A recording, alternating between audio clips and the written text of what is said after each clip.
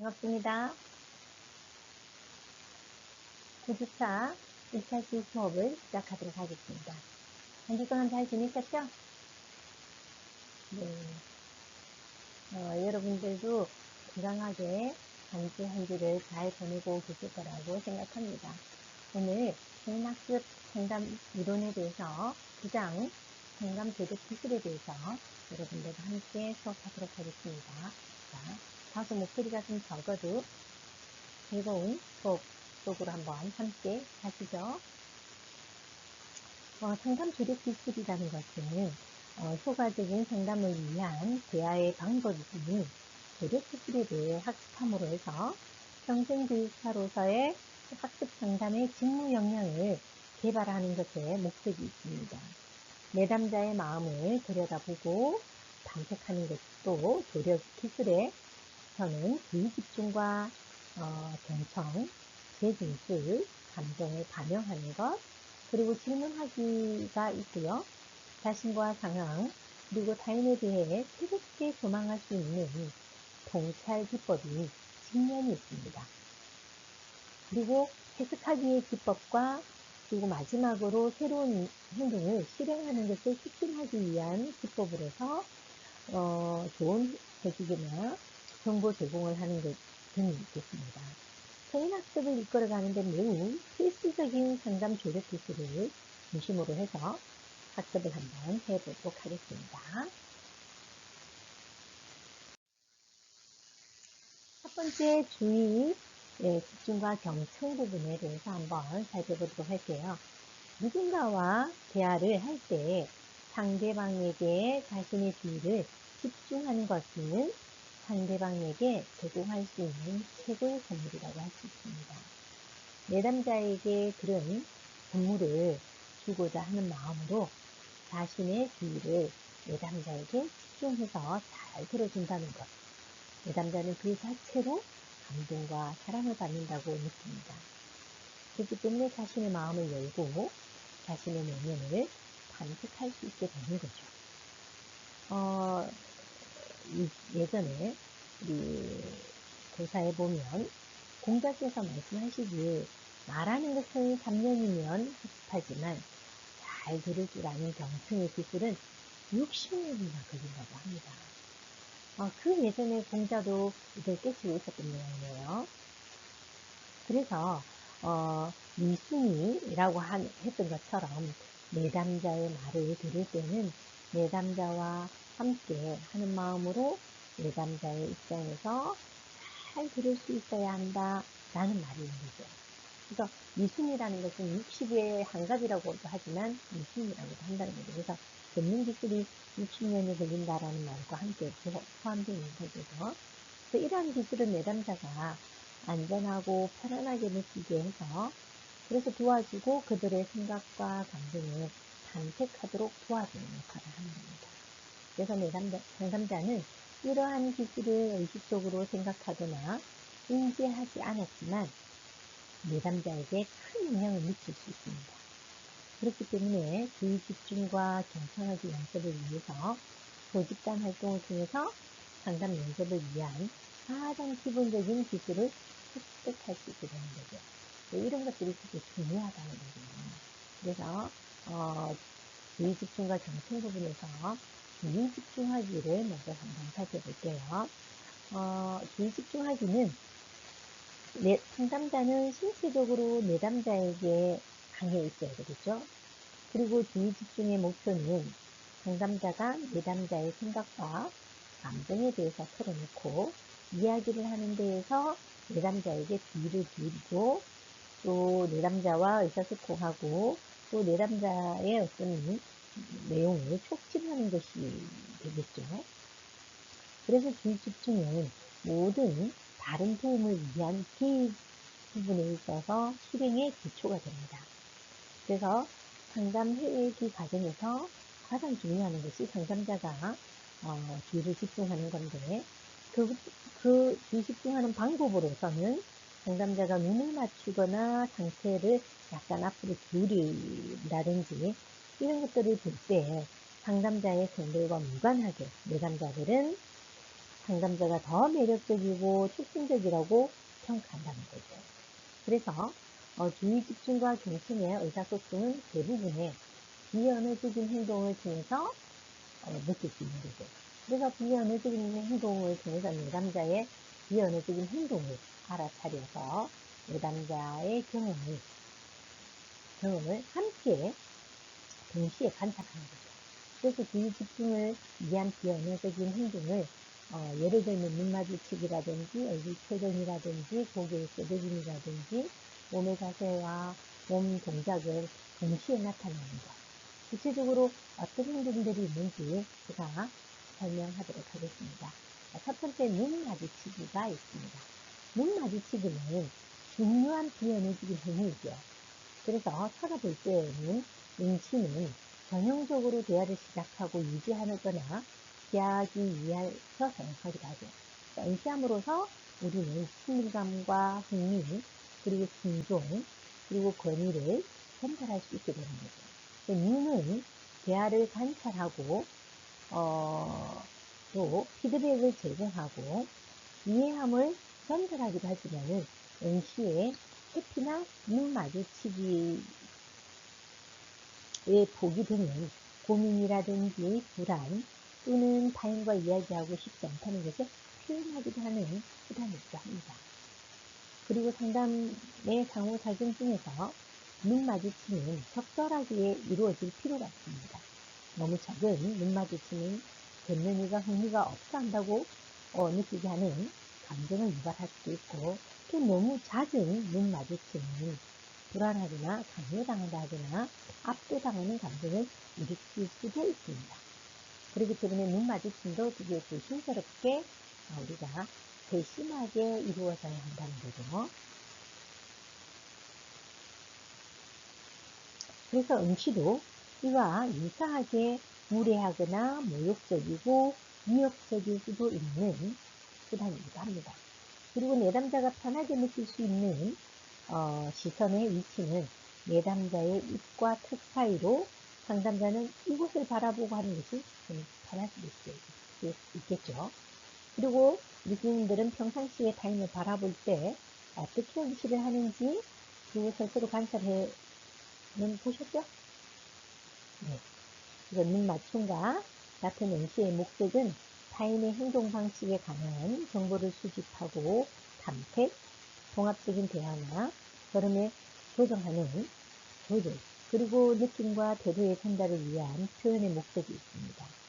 이렇듯 자신의 과정에서든 시선을 응시하는 것에 관해서 배웠을 걸 한번 떠올려보세요.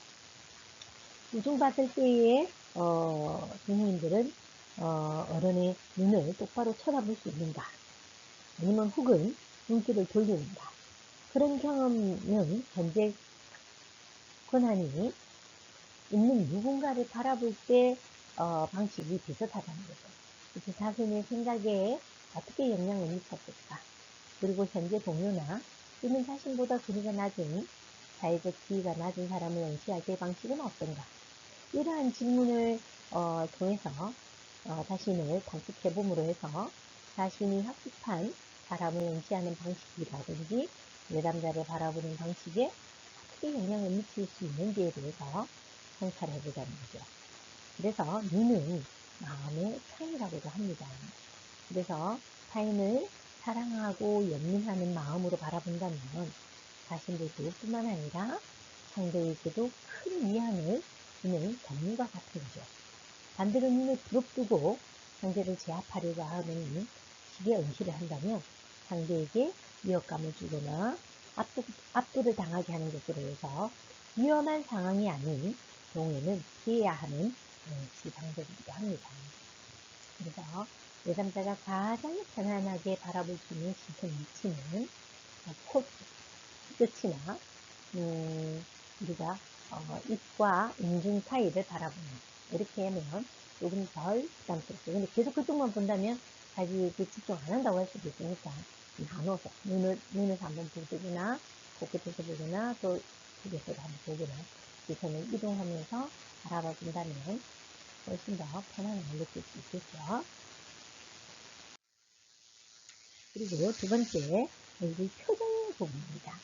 우리는 얼굴 표정을 통해서 많은 감정과 정보를 의사소통하기 때문에 비언어적인 의사소통에서 얼굴은 중요한 신체 부위입니다.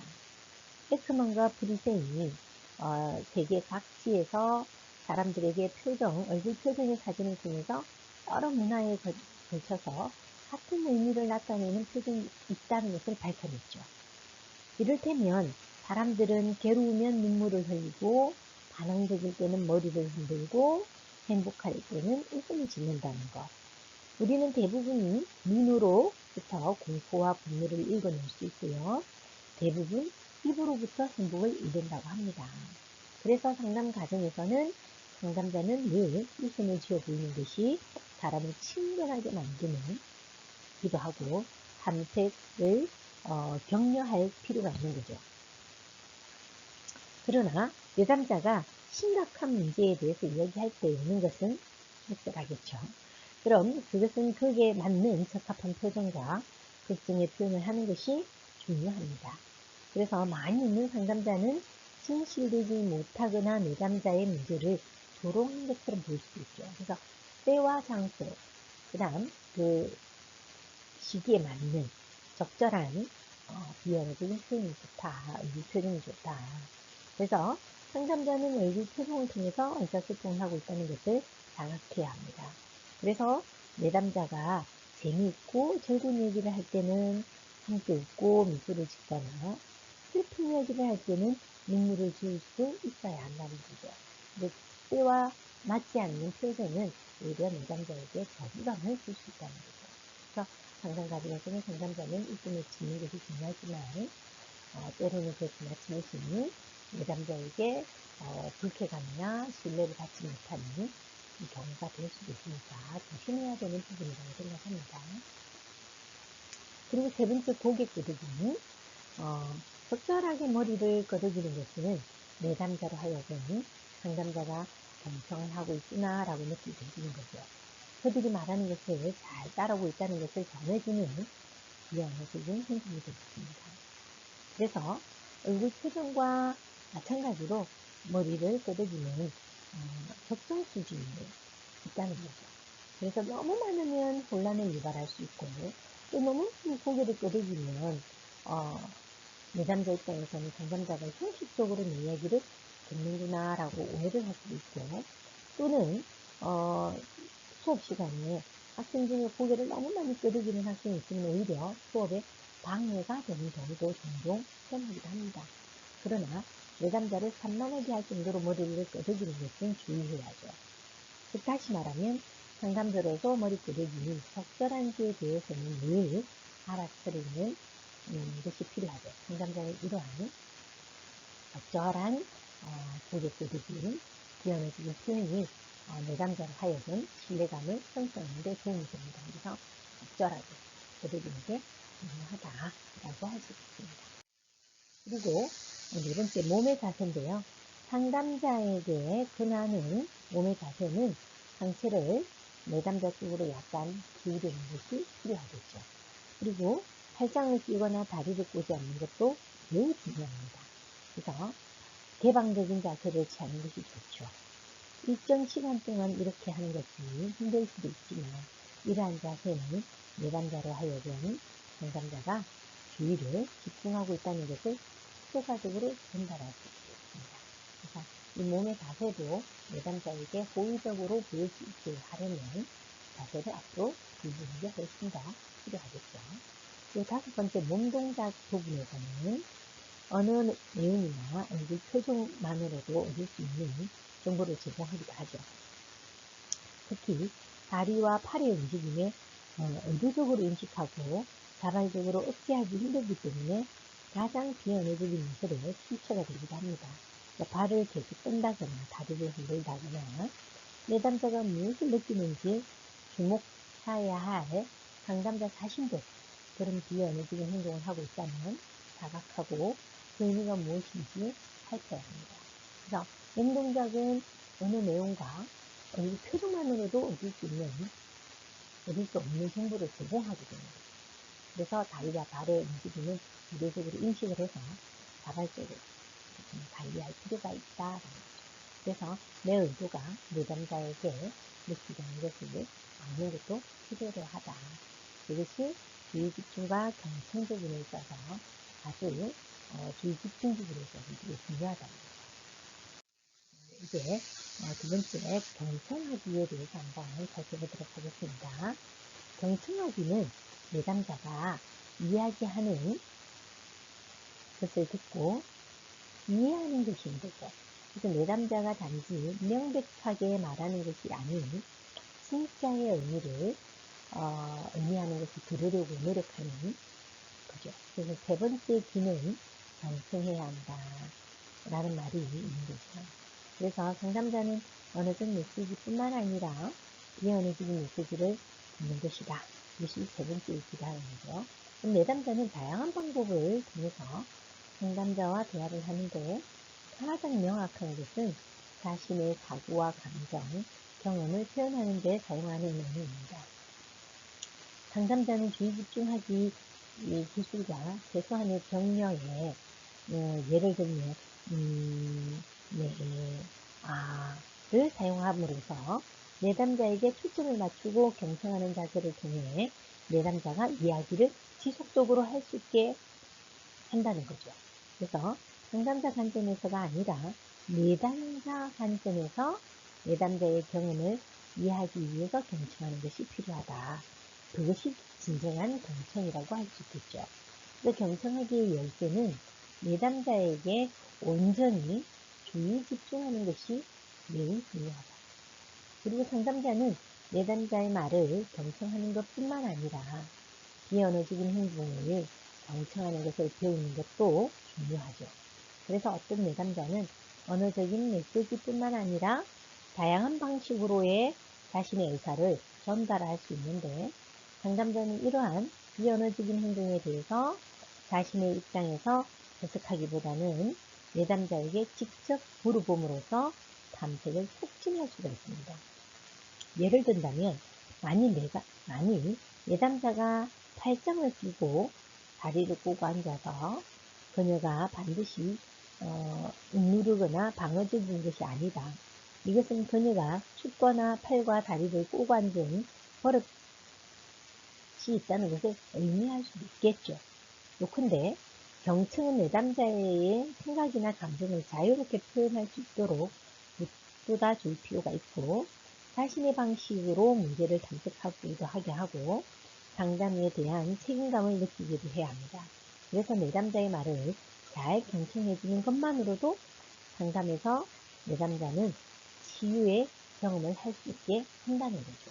그래서 누군가가 자신의 이야기를 50분 동안이나 주의를 집중해서 들어주는 경청을 해본다면 상담인 일상의 대화는 좀 다르죠.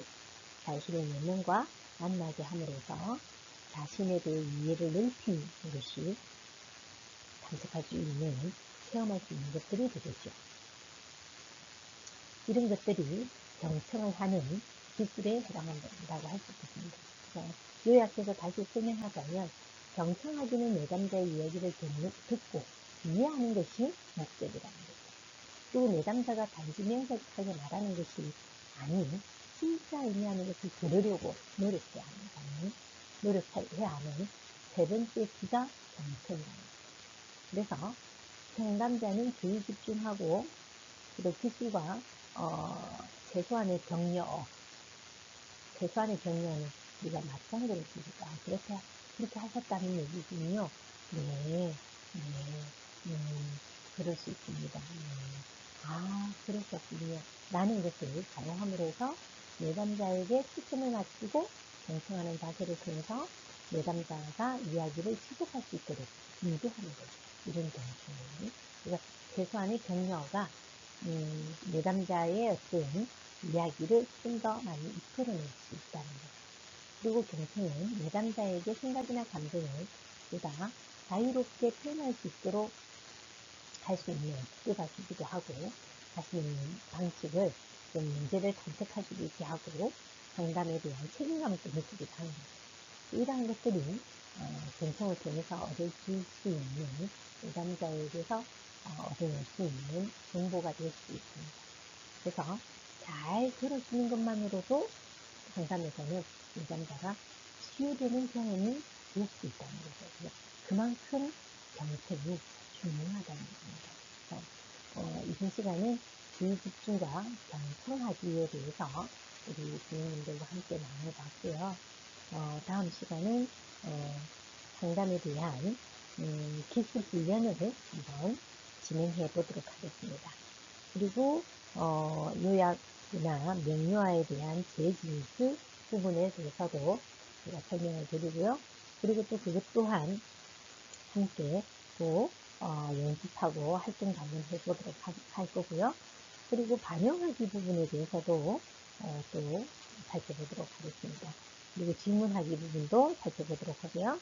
이렇게 해서 우리가 상담을 위한 조력에 대한 기술을 익혀보도록 하겠습니다. 그래서 여러 차례 우리가 활동을 통해서 우리 선생님들의 상담의 기술을 향상시킬 수 있도록 한번 노력해 보도록 하겠습니다.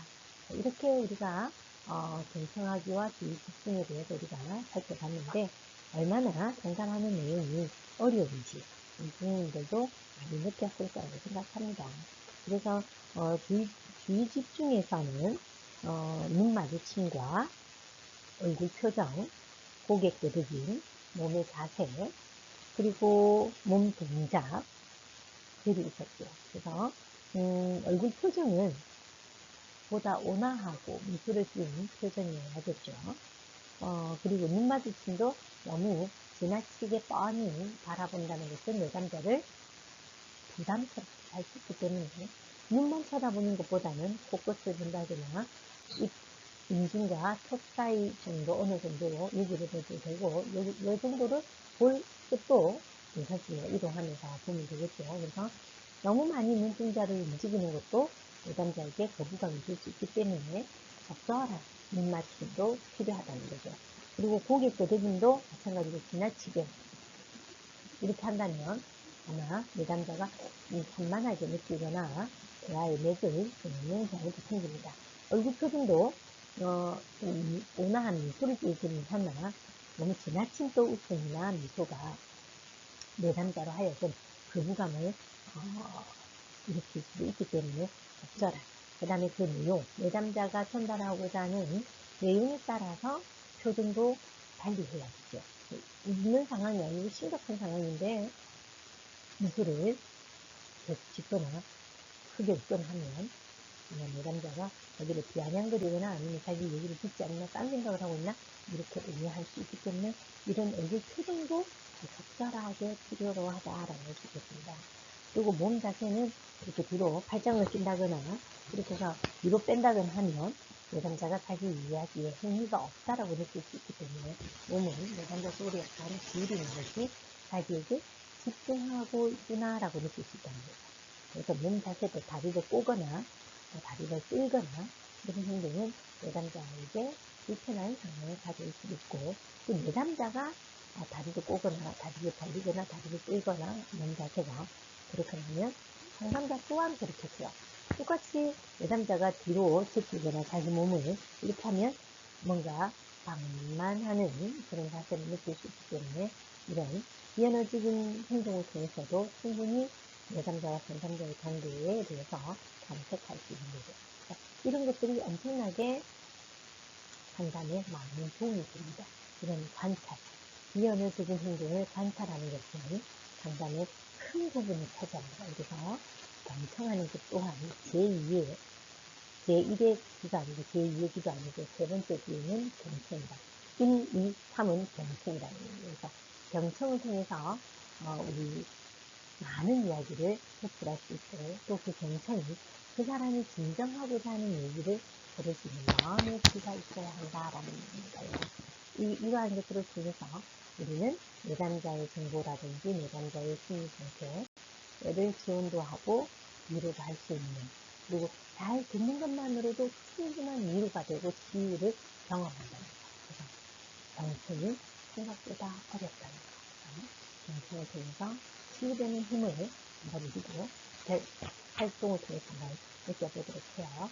자, 이번 시간도 고생하셨고 다음 시간에 뵙도록 하겠습니다. 고생하셨습니다.